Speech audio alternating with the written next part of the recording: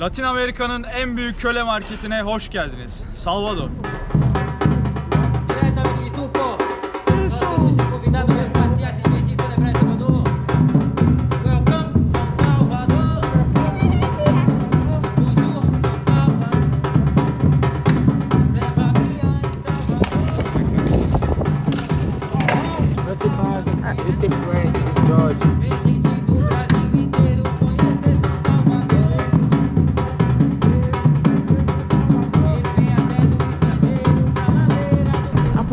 Afro Brezilya. Yeah.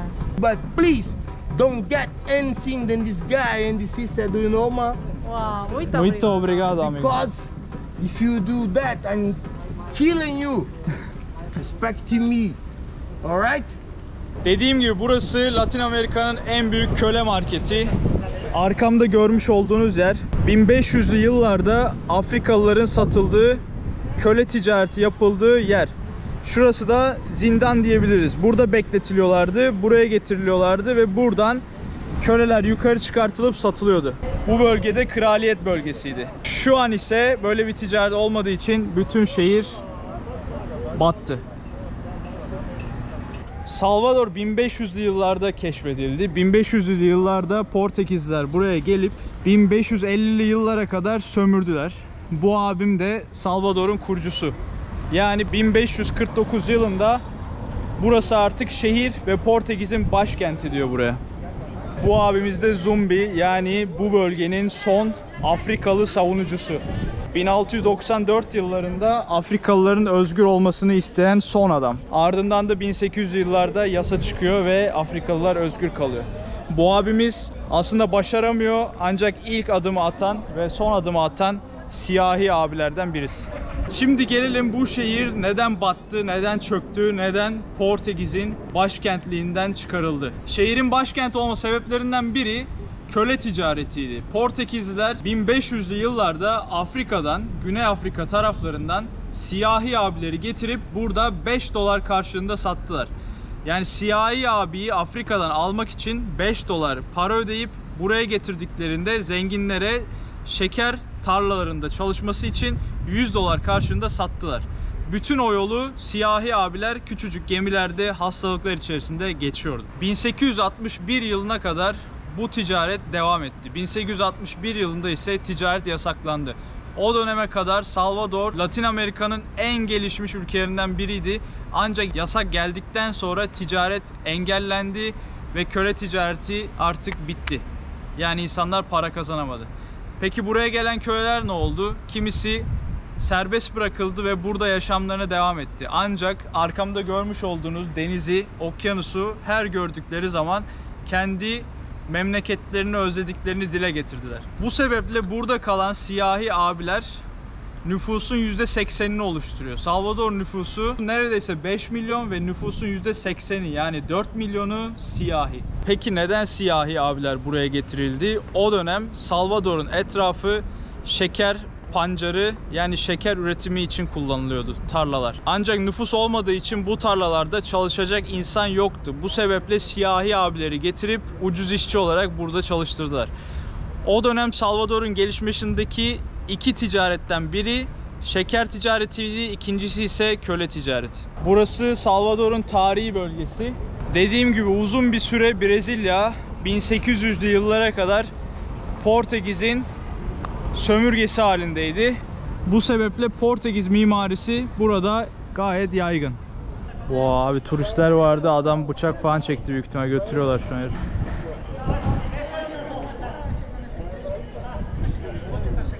İlginç. Çaldı herhalde, bir şey çaldılar çocuklar. Bu gördüğünüz kilise ve çevresi yaklaşık 300 yıldır, yani Salvador'un popüler olduğu dönemlerden kalma. Burada siyahi ve köle ticareti ve şeker ticareti zengin olduğu dönem bu binaların hepsi yapıldı. Acayip para kazanıldı burada. Ancak çöküşe geçildikten sonra burayı kendi haline bıraktılar. Fakat tarihi yapılar hala duruyor. Ve Portekizler buraya geldikleri zaman dinlerini de getirdiler. Yani Hristiyanlığı da getirdiler. Burası Hristiyanlaştı. Fakat Afrika'dan gelen abiler ise dinsiz değildi o dönem. kendi dinlerini, kendi tanrılarını da getirdiler. Ancak Hristiyanlıkla onların tanrısı birbirinin iç içe karıştı. Birbirine girdi. Ortaya Candomblé diye bir din çıktı. Hristiyanlık ve Afrika tanrılarıyla birleşmiş bir din. Candomblé'nin anlamı tanrılar için dans etmek demek. Dediğim gibi Afrika kültürüyle gelen bir din ve bu bölge tamamen Afrika kültürü içeriyor. Şöyle bir bakınca etrafımıza turistler için satılan şeyler bile siyahi abilerin portreleri ve siyahi mimariler, siyahi tasarımlar.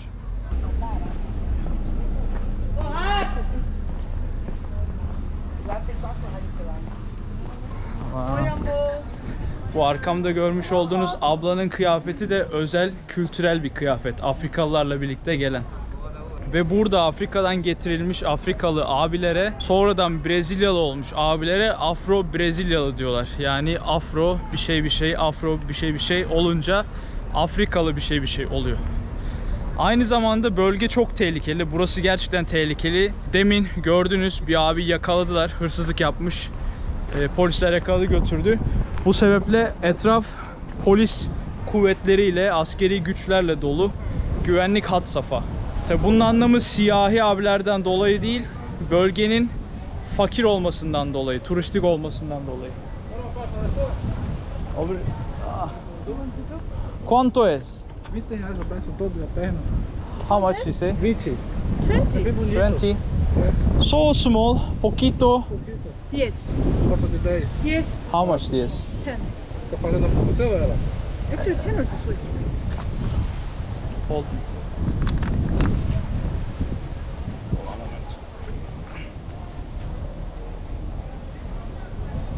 Come here.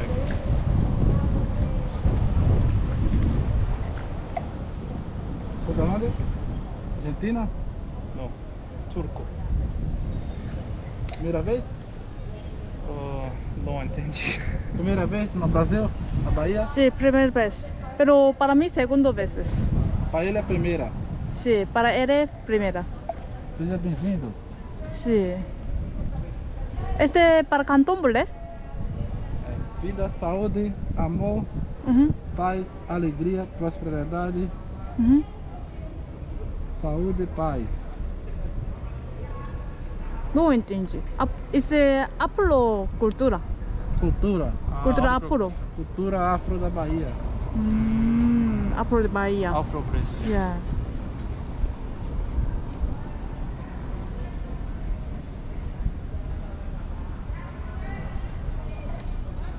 Tá bom? Tá na perna? Tá na perna dela aqui. Yeah. ¿Cuánto? 10? This. Wow. Hey, onu da yaptırıyoruz. Give your phone. I can record. Open.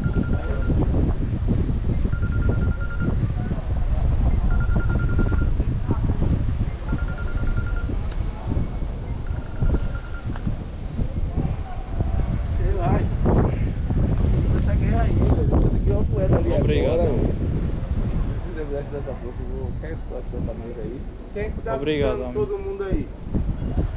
Quem é o pintador aí da parada aí? Pera aí, irmão. Boa tarde, tudo bom, irmão? É o senhor que pinta? Não precisa me filmar não, tá? Ele no brasileño. Ele no Yeah, I know Brazilian man too. I'm talking English if you prefer. I'm African man, was born in South Africa, Cape Town. Yeah, Cape Town. Cape Town. Yeah, do you know about Cape Town, man? Cape Town, South Yeah, Africa. South Africa. I was Tá bom. born there. Really? My name is Eddie Lapa. I was born in Mandela City, in Steve Biko City, and you have Mossad. This guy, come here. He said something here, you know. But this guy, never one, you get your phone, you get something, do you? This Because guy? This guy, it's work. Like calling Bob Marley. Work, work. But I don't think he wanna take our phone. Yeah, this guy Jenna show to you, my man. Show to you from my sister. His Obrigado, job, amigo. You know, man. You know his job. E você, meu brother, fala português? Você me conhece daqui, não conhece? Então depois você pintar a perna dela aí, você pinta. Bu adamın buradaki işi telefonunuzu çalmak dedi bu arada. Isso é só botar assim meu nome, Edio Lapa. E eu não vou precisar pagar nada porque eu sou daqui. Não entendi. Obrigado amigo. Se alguém tiver que pagar, quem vai pagar ele ou ela. Tá bom? Tá bom. Quanto no chefe? ULA Escoça. Em um Lapa, Muito obrigado. em Coça, wanna say I'm here. Esperar secar um pouco. My mom, never one bad thing you happy with you and if her. Because I'm here now. And all guys and the robots guys and the stupid and then guys can live in the streets can't get all things with you. Because I'm here now. And need to respect me, do you know? Do you know, ma? Do you want money, bro? Amigo. My friend to the policy guys, I'll give it to you, but please don't get anything than this guy and this sister. Do you know, ma? Uau, muito Muito obrigado. obrigado amigo. Because if you do that, I'm killing you. Respect me, alright? Eu tô falando inglês só para entender o que eu tô falando. Eu vou te dar o que eu quiser e o que eu puder. Se eu quiser. Não tem 10 aqui? R$1 é seu. Vamos ali comigo. Pode ficar com os 10. Se me roubar, eu te mato. Bora? Eu vou te dar R$1. Pode segurar. Aí eu give just R$1 for him. Obrigado. What else for him? Get my 10. Because No, if you rob me, I'm killing you. Uau, muito Alright? obrigado. Muito Please obrigado. write to me and help me. Stand about mathematics for the people who don't have condition to study. My email is costa.edcarlos. Right? Please, my mom. Oh yeah, I'll be right I too. have a pencil. Dot This is the camera. costa.decarlos@gmail.com. I write here. I'm a teacher, my mom, in the professor. I know him, and he make something like that because it's money. Yeah. Can grow, can play. This is Salvador, like in less in the past. This is África. Bastidores que a mídia não mostra. Se ligou? Quem que te dá R$10, viado? Pra você segurar e confiar em você? Eu sou Ed, o rasta de verdade. E aqueles ali são os puta. Eles são os puta. Quer que eu diga na cara dele? Eu sou professor federal, ele tem que bater continência pra mim, porra. My mom, please, write to me. Where you was born? İstanbul. Sorry? İstanbul. Istambul?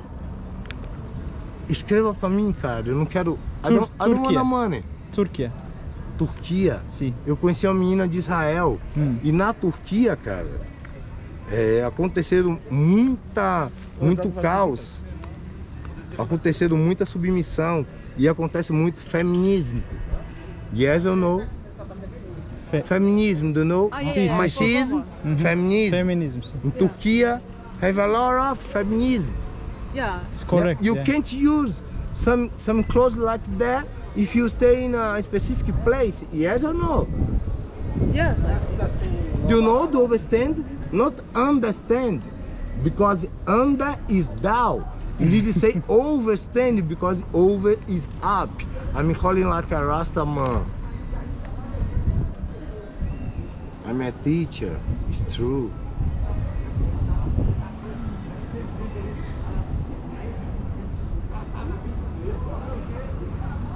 Viu, Marco? Falei com eles assim. I'm a knock. Viu, Marco? Falei com eles assim, ó. Eu tô com essa aqui, eu tava com a guia aqui, consegui pelo menos. Você pediu quanto a ele? Eu não sei. Você pediu quanto a Eu ele? pedi R$5. Pronto, eu vou te dar R$1. Você tem alguma coisa para dar para ele? Diz my e-mail. costa.edcarlos@gmail.com. I got it. Alright? Oh. It's a present for you, my mom. Uau. Tá bom. Tá bom. Obrigado. What's your name? Oz. Oz. Oz. You use dreadlock Sim. hair like me, my bro. You can see. You're here. You never, ever So long. need to fight against the people. You need to fight against the system, like Bob Marley. Sim, Bob sim. Marley. I know a place where we can carry on. This is the song. Stop that train, I'm leaving. Believe it. Se livre. That train. Free. Libre. Good vibes for you, my man. Good vibes. Obrigado. Tchau, tchau. Tchau, tchau. You write to me and you write about that experience now. It's possible because the positive vibration leave. You can see now. Obrigado. Tchau, tchau. Abi uçmuş bir şeyler kullanıyor büyük ihtimal. Sizi burada kimse çarpamaz, ben varım burada falan diyordu. Neyse dövmemiz oldu. 4 dolar verdik. Ayağını da yaptı. Güzel, gidiyoruz. Burası dediğim gibi Portekizlerin yaptırmış olduğu yerler. Bak abi Zeus'a benzer tiplemeler var burada. Galeno yazmışlar. O ne lan? 113 eşittir 200 yazmış. Şurada da bir şey var. 468 eşittir 377. Aa, kütüphaneymiş burası. Böyle bir yer. Tarihi, bayağı eski.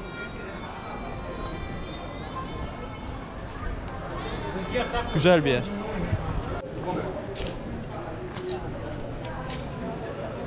Burası sokaklar, bebeler oynuyor.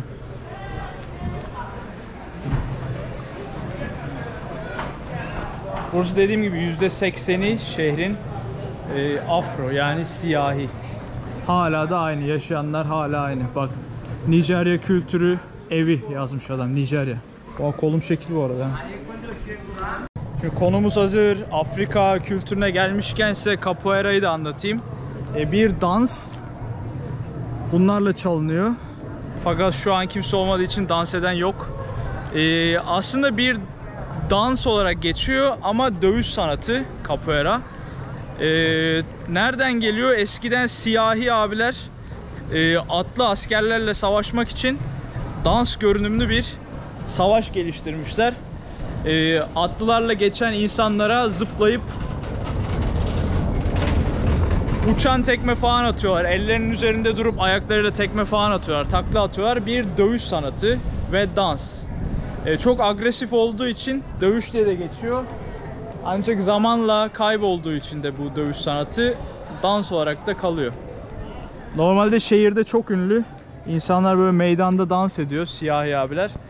Ancak korona sebebiyle ortalıkta böyle şeyler göremiyoruz. Ve şu an karantinadayız aslında. Şu an şehir kapalı. Yaklaşık 2 haftadır Brezilya'nın Bahia bölgesi karantina yüzünden kapalı. Yani dükkanlar, her şey kapalı. Sadece insanlar yürüyor böyle boş boş. Ufak bir şey atladım. Neden dans olarak üstü kapatılıyor bu dövüş sanatının? Çünkü insanlar antrenman yaptığı zaman kendilerini gizlemek istemişler. Atıyorum köle marketlerinde, mahzenlerde antrenman yaparken müzikle birlikte dövüş sanatı olduğunu gizleyip dans olarak göstermeye çalışmışlar. Yani bir yandan insanlar aslında alıştırma yapıyormuş capoeira'yla. Diğer beyazlarla savaşmak için. Şimdi diyeceksiniz ki peki şehir bu kadar zenginken çöküşe geçtiğinde neden beyazlar şehri terk etmiş ve %80 siyahi olarak kalmış?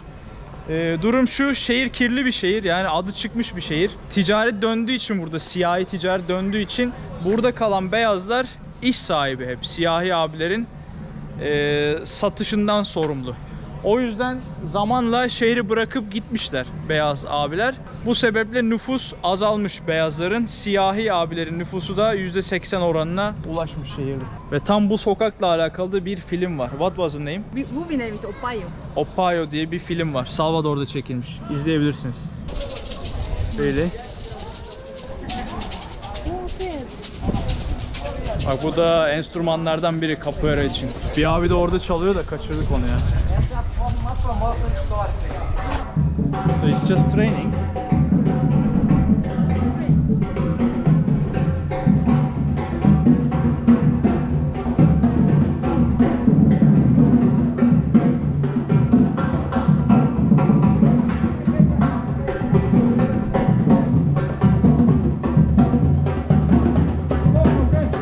Oi.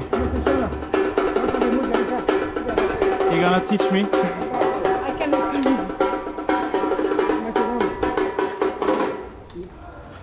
How?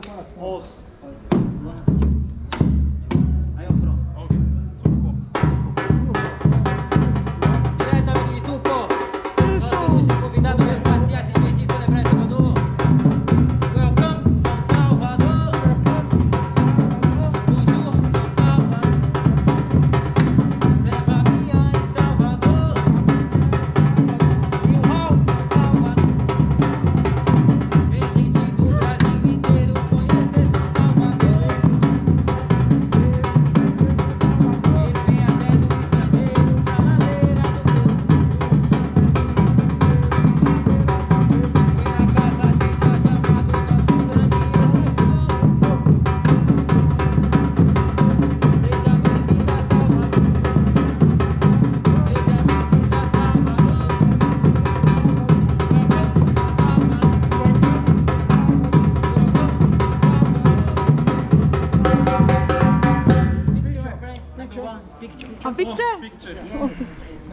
Un momento.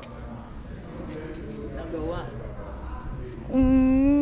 Number two. Number two. Number two. Number two.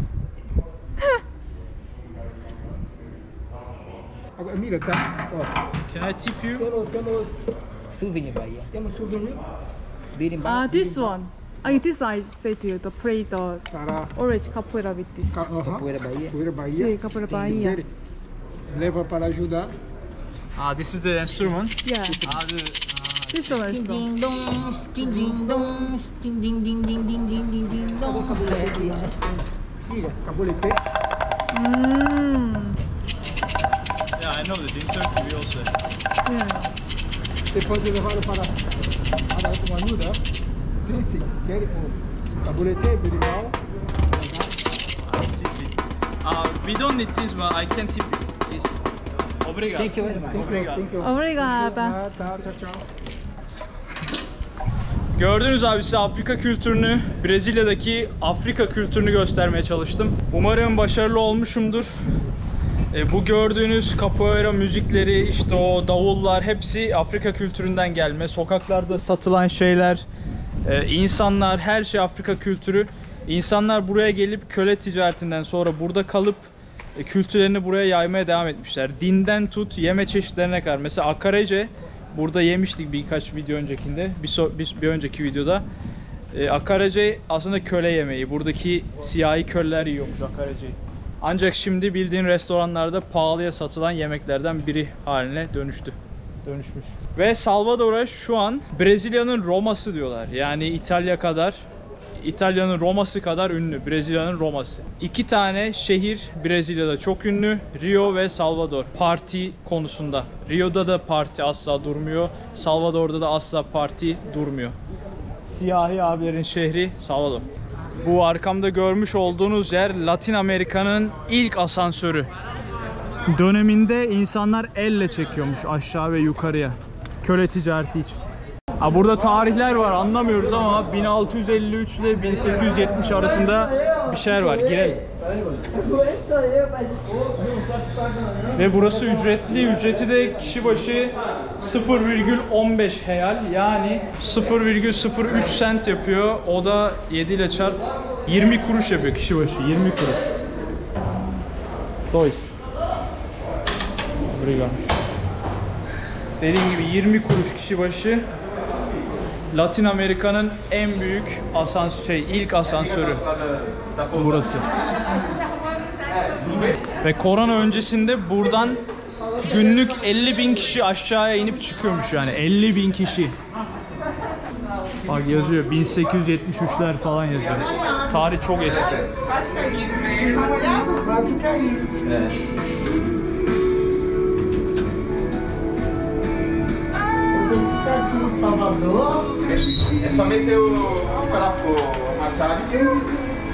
Ve içeride de asansör tuşuna basıp kapatan bir abi var, çalışan. Böyle çıktık dışarı. Aşağıya indik, şu tepeden aşağıya. Buranın olayı 2 seviyeli. Şehir 2 seviyeli. Neden? Yukarısı kraliyet. Gördüğünüz gibi şurada kale duvarları var. Hafif yıkılmış, hasar görmüş. Bak şurada da görebilirsiniz. Döneminde köleler burada deniz kesimine getirilip şuradaki marketten satılıyormuş. Satıldıktan sonra da krallar bölümüne, yani zenginlerin yaşadığı bölgeye taşınıyormuş çalıştırılması için. Veya yukarıdan inen bir zengin, o dönem sayılıyormuş böyle aşağı inenle çıkan sayısı. Mesela bir zengin indiyse asansör onu bekliyormuş aşağıda. Diyormuş ki zengin gelmedi, onu bekleyelim, onu almamız lazım. Asker yolluyorlarmış en kötü ihtimal. Zengin geliyor, aşağıda kölelere bakıyor, seçiyor, beğeniyor, alıyor, geri yukarı çıkıyor. Durum böyle burada. Ve şu an evsizlerin yaşadığı bir bölge. Şuralarda evsizler var. Buralarda abiler var. Ve bölge polis yoğunluklu. Bayağı da polis var yani. Marketimiz burası abi. Yukarıda yazıyor. Mercado market demek. Burası son hali. Yani restore edilmiş hali. Seneler, asırlar önce burası köle marketiydi. Bu geçtiğim alanlarda tarihi eser araştırması yapmışlar. Ve bildiğin topraklar üzerinde böyle Afrikalı kemikler bulmuşlar. İnsanlar böyle ölmüş, içeride bırakılmış. Şöyle delikler var abi. Buralar eskiden mahzenmiş. Fakat dediğim gibi restore. Şimdi bir şey gözükmüyor. Lağım çukuru yani içerisi. Bayağı içeride böyle aslında bölme bölme Afrikalı abilerin yattığı, öldüğü mezarları, her şeyleri var içeride. Ancak şu an bak üzerine hatta yapmışlar da balık tutuyor Afrikalı abi. Burada bir şeyler yapıyorlar. Burası full sahil gibiymiş önceden. Şimdi restore edildikten sonra da Afrikalı abilerin ürünlerini satıyorlar. Yani ıncık, boncuk, işte böyle onların kazancına etki edecek şeyler satılıyor içeride. Fakat şu an korona dolayısıyla kapalı. Dediğim gibi kapalı abi. Asırlar öncenin köle marketi. Döneminde dediğim gibi buraya gemilerle Afrikalı abiler getiriliyormuş. Koca Pasifik Okyanusu'nu geçip Afrika'nın güneyinden buraya kadar geliyorlarmış. Hiçbir ücret karşılığında, sadece ailesine orada 5 dolar veriliyormuş. Kişinin, yani tanıyan kişilere alınıp buraya kadar getiriliyormuş. 100 dolar karşılığında da burada zenginlere satılıyormuş. Şeker tarlalarında çalıştırılması için. Ve gemilerle gelen siyahi abilerin %45'i, %50'si yani yarısı ölüyormuş. Hastalıktan, açlıktan, bakımsızlıktan, o deniz şartlarından. Afrika'da adamlar mesela denize, okyanusa hiç açılmamış bile. O dönem ilkel olunduğu için gemi hiçbir şey bulunmamış.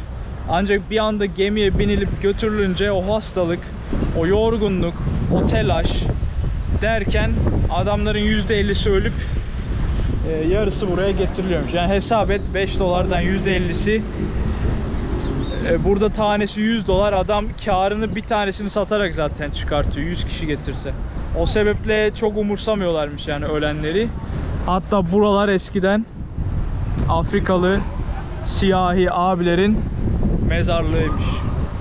Burası da Afrikalı abilerin Salvador'a ilk ayak bastıkları liman. Ticaret için buraya gelen gemilerle şeker yükleyip Avrupa'ya gönderiyorlarmış. Afrika'dan getirdikleri siyahi abilerin gemisiyle. Şu an içerisi gözükmüyor ama zamanında Afrikalı abileri böyle zindanlarda bekletirken buralarda tabii bu mermerler falan olmadığı için su bazen dalgayla birlikte taşıyormuş ve içeriye giriyormuş. İçeride zincirlenen siyahi abiler su seviyesi artınca boğulup ölüyorlarmış yüzme bilmedikleri için ve zincirle yere bağlı oldukları için. Dediğim gibi Afrika dini Oryxias böyle çaput bağlama şeyleri içeriyordu. Afrika kültüründe olan bir şey. Arka tarafında Hristiyan kilisesi olmasına rağmen ön tarafında da ikonik bir şekilde Afrika kültürünü görebilirsiniz. Videomuzun sonuna geldik. Konuyu Hristiyanlığa bağlayacağım. Afrikalılar dediğim gibi kendi dinlerini Hristiyanlıkla karıştırdılar ve burada yeni bir din oluşturdular. Örnek olarak Meryem Ana'yı denizlerin tanrısıyla eşleştirip kendi tanrıları olarak adapte ettiler. Bütün bu azizleri, işte kiliselerde olan azizleri görmüşsünüzdür. Önemli din adamları. O azizleri de tek tek farklı tanrılara eşleştirip kendilerine yeni bir din yarattılar bu bölgede. Afrika kültürüyle birlikte. Bunun sebeplerinden biri de aynı dili konuşamadıklarından dolayı, iletişim kuramadıklarından dolayı. Hatta belki de iletişim kurup aynı dili konuşsalardı İncil'de yazan siyahi adamları Tanrı yaktı, onlar cezalandırılmış insanlar yazısını yakalayabilirlerdi. Belki de Hristiyanlık Afrika'da veya burada bu kadar yayılmamış olurdu. Dediğim gibi insanların başına gelen en büyük belalardan biri para ve din üzerinden geliyor. Burada da aynı konu işlenmiş. Afrikalı insanlar yüzyıllarca burada köle olarak satılmış, kendi memleketlerinden koparılmış, buralara getirilmiş. Ben de buraya gelmeden önce aklımda hep acaba Brezilya ekvator çizgisinin altında kaldığı için, sıcaklık fazla olduğu için mi insanlar siyahi bu bölgede, Afrika ile aynı hizada olduğu için mi acaba diye düşünüyordum. Ancak bununla alakası yokmuş. Sadece siyahi adamlar Afrika'dan köle olarak buraya getirilmiş. Umarım videoyu beğenmişsinizdir. Kendinize iyi bakın. Bir sonraki videoda görüşmek üzere. Hoşça kalın. Bay bay. Ben Oğuzhan Tıraş. Eğer gezi videolarımı beğendiyseniz abone olmayı unutmayın. Bu kanalda dünya üzerindeki bütün ülkeleri hep birlikte gezeceğiz.